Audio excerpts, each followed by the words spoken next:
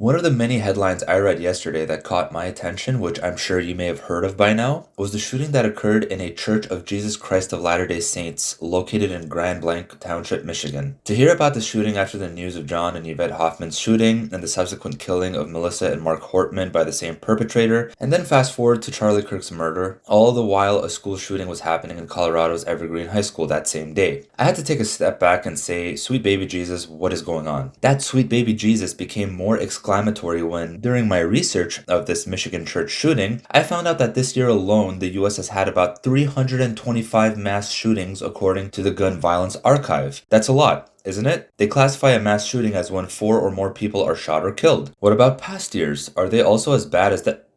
Oh my god.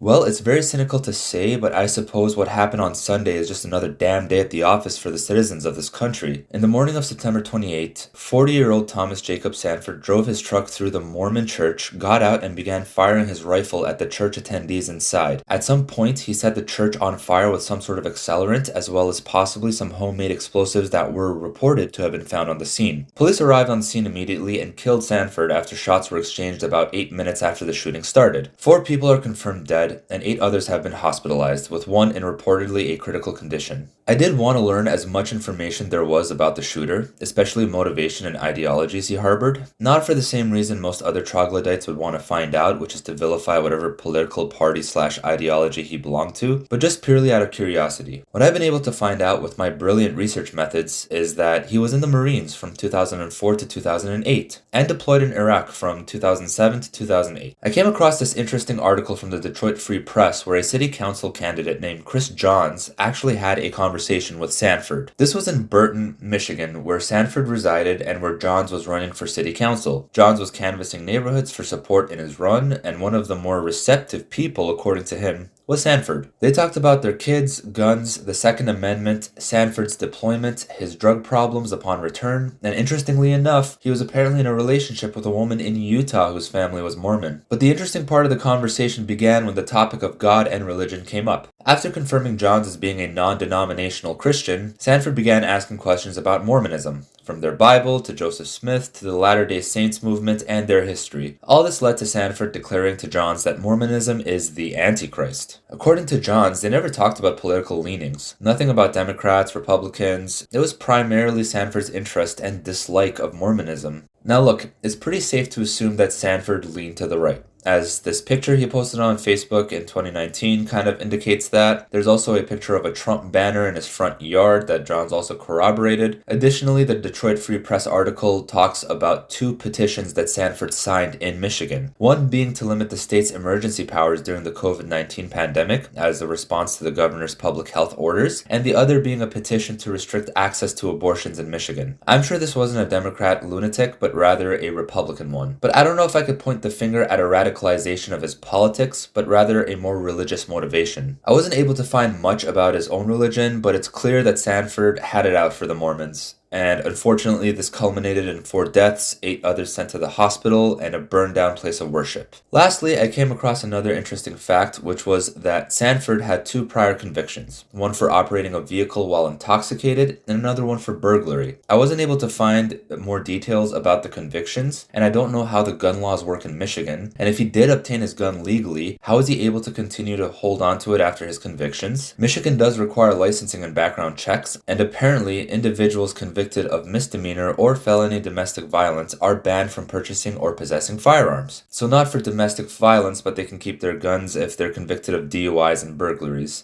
I don't know. I clearly have a lot to learn about the twisted gun situation in America, and I'm not going to even act like I have anything close to a potential solution. 325 mass shootings though. Bruh.